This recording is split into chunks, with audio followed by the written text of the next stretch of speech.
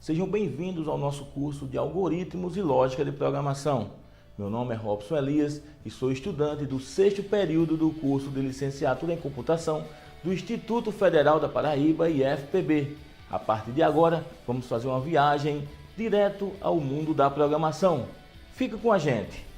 E na teleaula de hoje vamos falar sobre recursividade, um assunto polêmico que muitos acreditam que é difícil, mas que a partir de agora vamos desvendar todos os mistérios da recursão. A recursividade nos remete a algo que se repete por um número indefinido de vezes. No nosso dia a dia, nós passamos por muitos casos recursivos. Subir uma escada, por exemplo, podemos dizer que é um caso de recursão, porque a mesma forma ou fórmula que você utiliza para subir o primeiro degrau é a forma que você vai utilizar para subir os próximos degraus. Então imagine que a escada é a nossa questão, é o nosso problema. Os degraus são partes da solução deste problema. Então esta ideia de subir uma escada nos remete ao conceito e à definição de recursão. Vamos a uma definição mais apurada. Em termos simples, recursão é a resolução de um problema através de sua divisão em problemas menores, em problemas mais simples, onde os meios usados na resolução de uma versão do problema podem servir de base na resolução dos próximos, até chegar à resolução total da questão. No nosso exemplo aqui ao lado, podemos perceber que temos uma pedra grande, uma pedra gigante. Imagine se você tivesse que remover esta pedra para um determinado local. Veja a solução. Esta pedra foi dividida em pedaços menores e aí sim pode se mover para um novo local. Fica mais fácil. Esta é a noção de recursão. Na informática também é possível utilizar recursão. Os casos mais comuns surgem quando nós estamos utilizando função. Muitas vezes chamamos soluções que estão dentro da nossa própria função. E isso é recursão. Você chamar a sua função para ajudar na solução. E a princípio pode até parecer estranho usar uma função dentro de si mesma. Entretanto, você perceberá que alguns problemas são mais facilmente resolvidos usando recursividade. Problemas que podem ser implementados como uma versão menor deles mesmos são mais fáceis de ser implementados recursivamente, além de deixar o código menos poluído e menor. Vamos a um exemplo prático. Imagine que você precisa calcular o fatorial de um número n qualquer. Então, o fatorial de n é n que multiplica n menos 1 fatorial. Observe aí a recursão, que para calcular n, nós multiplicamos o próprio n por n menos 1 fatorial. Então, se atribuímos, por exemplo, o número 5 à variável n, vamos ter que 5 fatorial é igual a 5 multiplicado por 5 menos 1 fatorial. Observe aí onde está a recursão.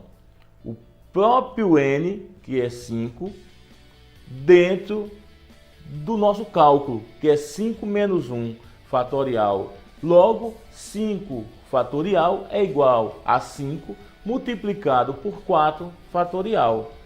Aí onde se encontra a mágica da recursão. Muitos programadores veem a recursão como algo complexo e de difícil implementação. O professor Siang Van Song disse: para fazer um procedimento recursivo é preciso ter fé.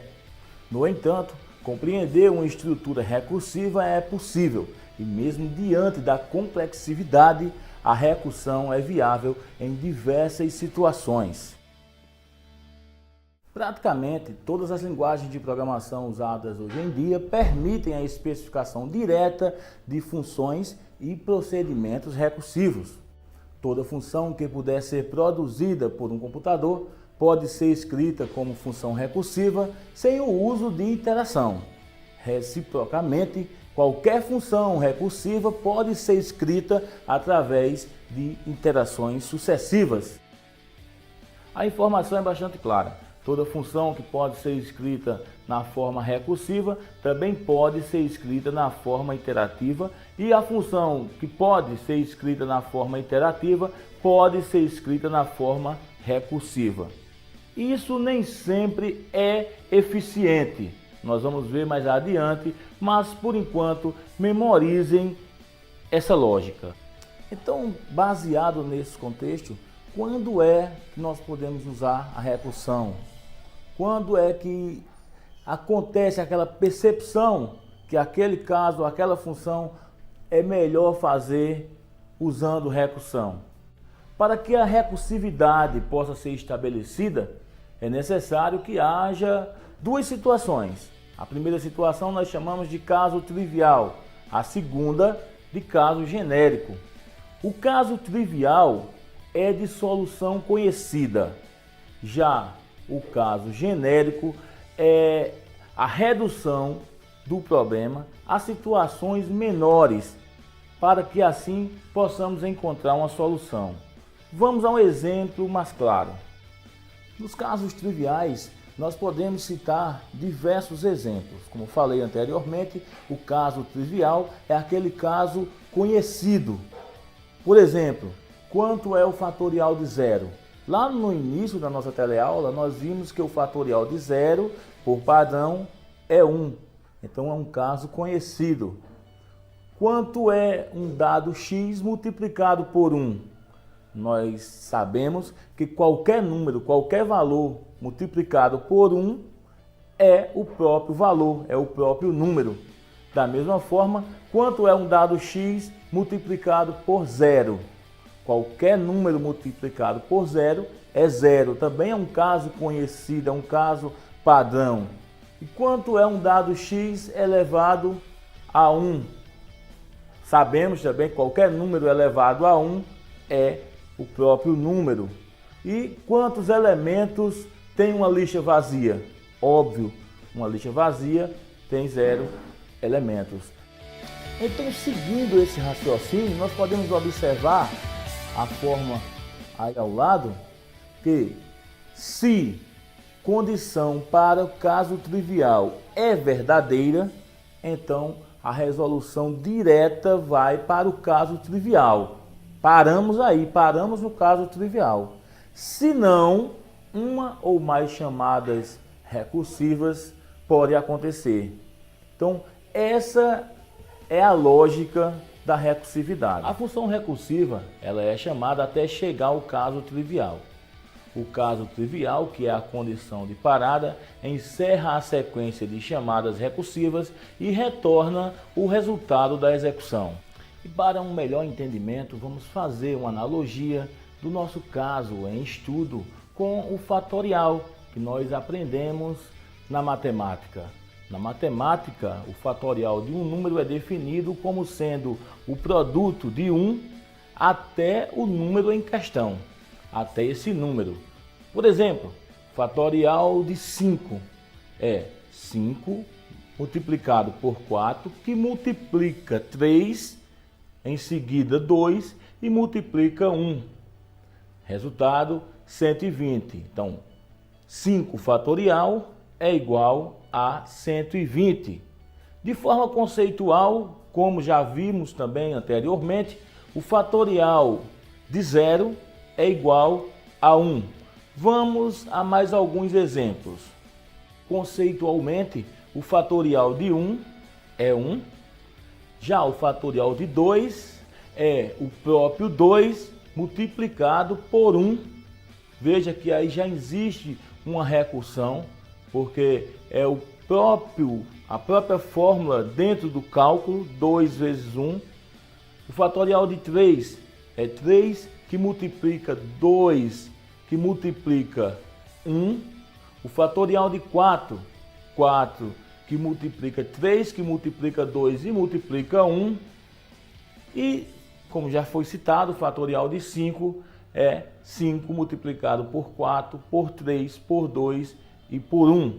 Podemos entender o seguinte, que o fatorial de 5 pode ser 5 multiplicado por fatorial de 4. Fatorial de 4 é 4 multiplicado por fatorial de 3 e assim por diante.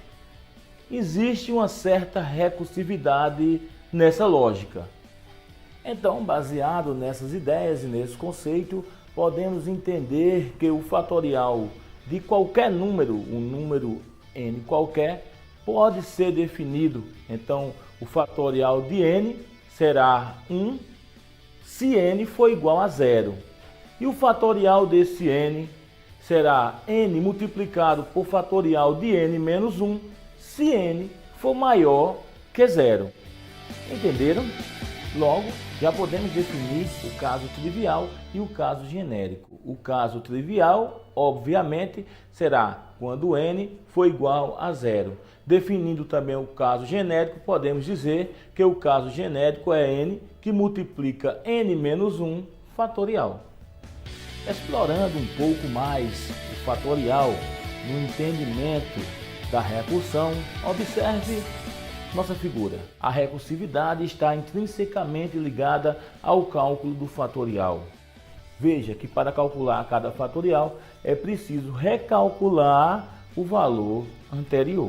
E continuando nossa analogia entre a função fatorial e a recursão, podemos ter o seguinte: se considerarmos a definição da função fatorial, que n fatorial é igual a 1, se n é igual a 0, e n que multiplica n menos 1, que multiplica n menos 2, e assim sucessivamente, quando n for maior que 0, também podemos fazer uma equivalência, considerando a seguinte questão: n fatorial é igual a 1, se n for igual a 0, e n que multiplica n menos 1 fatorial, se n for maior que 0. Vamos entender melhor. A conclusão que chegamos é que o caso trivial é o valor de 0 fatorial, que é 1. No caso genérico, dado um n maior do que 0, o valor de n fatorial é calculado multiplicando n pelo valor de n menos 1. Entenderam? Na prática, teríamos a seguinte situação. Se precisássemos fazer um programa para calcular o fatorial de um número, e esse programa tivesse que ser feito de forma recursiva, observe nossa função. No início da função, já temos o caso trivial e também o caso genérico. Se o número for igual a 0, nós sabemos que o fatorial de 0 é 1. Então, o programa vai retornar 1. Caso contrário, se o número for maior do que 0, a função vai retornar o fatorial de número menos 1. Veja o programa em execução. Nosso código foi escrito no Visual G. É importante que cada um de vocês reinscrevam também para que possam praticar a utilização da recursividade. Inicialmente, vocês observem que foi calculado o fatorial do número 5. Logo depois, também calculamos o fatorial do número 4. Vamos verificar agora como ficaria esse código na sua forma interativa. O código interativo também não é complicado. Foi criada uma variável n do tipo inteiro, global, e duas variáveis locais, c e r, também do tipo inteiro. Na sequência, foi criado um laço, o qual calcula o fatorial. Muito simples, no entanto, é preciso que cada um pratique, repita tanto o código interativo como o código recursivo. Apenas repetindo e praticando é possível aprender. E se você quer aprender um pouco mais, acesse os links sugeridos. e acompanhe várias videoaulas que vai ajudar bastante nos seus estudos. Vamos a mais um exemplo. Imagine um programa que solicita um número ao usuário e como resposta ele devolve a soma do número mais os seus antecessores. Vamos criar esse programa de forma recursiva? Então, imagine que você iniciou o programa e foi solicitado um número. O número que você digitou foi 5. Logo, o nosso resultado deve ser a soma de 5 mais 4 mais 3 mais 2 mais 1. Ou seja, 5 mais soma 4. Correto? E assim sucessivamente. Dois casos são essenciais nas questões recursivas.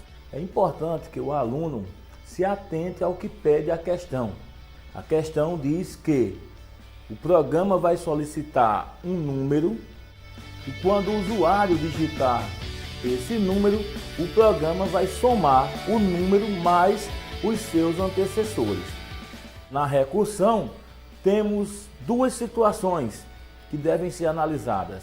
A primeira é o caso trivial, a condição de parada, quando o programa deve parar. E a segunda situação é o caso genérico. No nosso exemplo, qual o caso trivial e qual o caso genérico? Vejam bem, qual a condição de parada da soma? Soma 1. Por quê? O programa não vai continuar somando quando chegar no 1. O exemplo é lógico, soma 5. O programa vai somar 5 mais 4 mais 3 mais 2 mais 1. Ele, em 1 para, ele não vai somar com 0, porque 1 mais 0 é 1. Já o caso genérico é o caso geral, como vocês podem observar na imagem. Agora vamos usar os conhecimentos adquiridos sobre esse problema para programar nossa função recursiva. A função receberá um número e a primeira coisa que ela deve fazer é testar se esse valor é 1. Se for 1, ela deve retornar 1. Afinal, soma 1 é 1. E se não for 1, que é o caso genérico, ela vai retornar soma n, que é igual a n mais soma de n menos 1. Vamos à prática. Veja como ficou simples o nosso programa. Programa desenvolvido de forma recursiva, bem básico e bastante fácil. Precisa apenas que vocês pratiquem para que possam aprender muito mais. Então, inicialmente, o programa vai pedir para o usuário digitar um número. Após digitar um número, o programa chama a função recursiva e analisa o número que foi digitado. Se o número digitado for 1, o programa vai parar por aí. Esse é o caso trivial, esse é o caso básico. Está resolvida a questão. Se não for 1, aí vem o caso genérico. O programa vai retornar n mais soma de n menos 1. A solução interativa para a resolução do problema também é simples, mas trabalhamos um pouco mais. Observe que foi preciso criar uma variável global, n do tipo inteiro. Também criamos duas variáveis, c e r, variáveis locais do tipo inteiro também, e um laço para realizar o nosso cálculo. Mesmo trabalhando mais, a forma iterativa também é simples na resolução desse problema. E então, quando é que nós usamos a solução iterativa e quando é que devemos utilizar a solução recursiva? Vamos ver então algumas vantagens e desvantagens de se utilizar recursão e iteração. Com a recursão, o código é mais simples e elegante na implementação. Algumas soluções são mais intuitivas quando implementadas com recursão. A clareza na implementação do código também é importante e é boa na recursão. Ligação forte com a matemática é outro benefício da recursão. Aspectos semelhantes entre os problemas também facilitam e permitem que a recursão seja uma forma eficiente de se trabalhar. E redução do código. O código, quando trabalhado de forma recursiva, muitas vezes fica muito menor. Trabalhar de forma recursiva também tem suas desvantagens. Alguns desafios podem aparecer na hora de desenvolver o código. Dificuldades para encontrar erros é um problema clássico da recursão. Exige também mais espaço de memória e é, na maioria dos casos, mais lento do que a versão iterativa. Então, programas trabalhados recursivamente, ele torna-se mais lento do que os programas que são desenvolvidos de forma iterativa. Outra questão que também pode ser um atributo negativo da recursão é que todas as operações que envolvem recursividade contribuem para um gasto maior de tempo, pois alocar e liberar memória, copiar informação, por exemplo, envolvem mais tempo computacional. Na utilização da recursão também encontramos algumas dificuldades, como por exemplo, possibilidade de recursão. Verificar se é viável buscar uma solução recursiva para implementação, pois às vezes as soluções recursivas não são computacionalmente eficientes. Já expliquei isso antes e muitas vezes é melhor buscar uma solução iterativa do que verificar a possibilidade de uma solução recursiva sem ter a certeza de que dará certo. Outra dificuldade na utilização da recursão é identificar a solução básica, aquele caso simples, o caso trivial. Nem sempre uma solução trivial é tão intuitiva quanto no problema que nós vimos lá atrás do fatorial. Algumas soluções triviais podem ser bem difíceis e até complexas demais para identificar. Nessa situação, talvez a solução iterativa poderá ser mais viável do que a solução recursiva. Na utilização da recursão também aparecem alguns erros comuns, como é o caso do loop infinito. Alguns erros simples no código faz com que seu programa rode de forma infinita, ou seja, ele não vai parar jamais. Outro erro comum é a falha de segmentação. Às vezes, o processo tenta acessar uma área de memória que não está alocada. Essa falha pode ser ocasionada por um programa mal escrito e quando tal programa tenta acessar determinada área de memória para leitura ou escrita, ocorre a falha chamada falha de segmentação. O estouro da pilha é outro erro comum quando utilizamos recursão. Nós já vimos que a ideia de recursão é a função chamar a própria função. Então, a recursão causa um empilhamento de novas funções na pilha de execução do programa. Após uma quantidade massiva de chamadas, o programa pode estar armazenando informações demais na pilha de execução, o que forçará o sistema operacional a fechá-lo.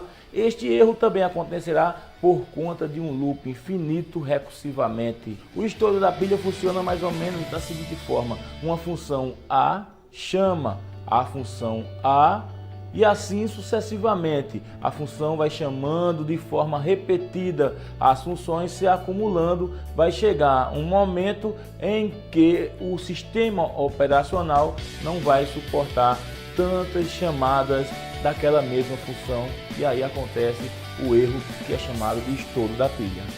Vamos revisar um pouco. Se o seu programa apresentou uma das seguintes falhas, o que pode ter acontecido? O programa entra em loop infinito. Qual o possível problema? Acontece uma falha de segmentação. O que pode estar acontecendo? O programa não executa. Vamos pensar um pouco? Em termos básicos, a aplicação travou. Em um dado momento, iniciou-se um processo de repetidas e infinitas chamadas ao mesmo código.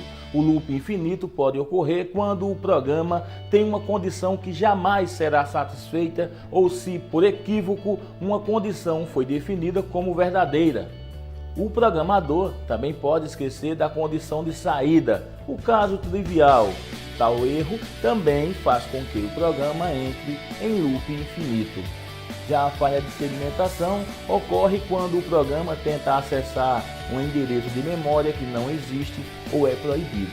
Erros de programação ou falhas na memória RAM também são possíveis causas da falha de segmentação. Com relação ao programa não executar, este erro é bem mais comum e básico. Neste caso, é necessário rever o código, pois algo com certeza está errado. Vamos para mais uma atividade. Suponha que você precisa escrever uma função recursiva para calcular o fatorial de um número. A função fat de n retorna n que multiplica n menos 1, que multiplica n menos 2 e assim por diante. Qual seria o caso trivial mais eficiente? N igual a 0, n igual a 1, n maior ou igual a 0 ou n menor ou igual que 0? Vamos pensar um pouco? A alternativa mais apropriada para esta questão é a alternativa D, n menor ou igual a 1. É a forma mais eficiente e impede que seu programa quebre ao tentar calcular um fatorial de um número negativo. Vejamos agora mais alguns problemas que também podem ser implementados de forma recursiva. A sequência de Fibonacci é considerada uma das mais fascinantes descobertas da história. A sequência de números propostas pelo matemático italiano Leonardo de Pisa, mais conhecido como Fibonacci, possui o número 1 como o primeiro e o segundo termo da ordem, e os elementos seguintes são originados pela soma dos seus antecessores. Observe a sequência acima. Na sequência, você somando os dois primeiros termos, vai encontrar o terceiro. Se somar o segundo e o terceiro, encontrará o quarto e assim sucessivamente. Então fica claro que sempre o próximo número da sequência de Fibonacci representa a soma dos dois antecessores. Em termos matemáticos, a sequência pode ser definida de forma recursiva pela seguinte fórmula. O primeiro termo, f de 1, é igual a 1. O segundo termo, f de 2, é igual a 2. E o enésimo termo, ou seja, o próximo termo, f de n, é igual a f de n menos 1 mais f de n menos 2. Fazendo analogia, podemos ter o seguinte exemplo. F de 3 é igual a f de 2 mais f de 1. Dessa forma, implementar o algoritmo recursivo da série de Fibonacci é muito fácil. A própria definição da função pode ser a base de referência da sequência. Observando o pseudocódigo ao lado, vemos que ele exemplifica uma abordagem recursiva da sequência de Fibonacci.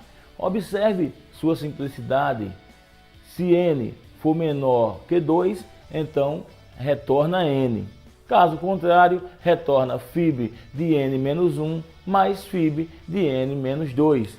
Veja na prática. Dessa forma, calcular o enésimo termo da sequência de Fibonacci é muito fácil. Observe, o programa solicita ao usuário que informe o termo desejado. Em seguida, a função é chamada e verifica o caso trivial. Se o caso trivial atende à expectativa, o programa é encerrado nesse momento e então exibe o resultado para o usuário. Caso contrário, o caso recursivo é chamado e exibe o resultado para o usuário. Logo, se o usuário digitar o número 1, como saída teremos 1, porque o primeiro termo da sequência de Fibonacci é 1. Se o usuário digitar o número 2, o resultado será também 1, porque o segundo termo da sequência de Fibonacci é 1. Mas se o usuário digitar o número 3, o resultado será 2, porque o terceiro termo da sequência de Fibonacci é 2, ou seja, é a soma dos dois primeiros termos. E se o primeiro termo é 1, o segundo termo também é 1, é óbvio que o terceiro termo vai ser 2.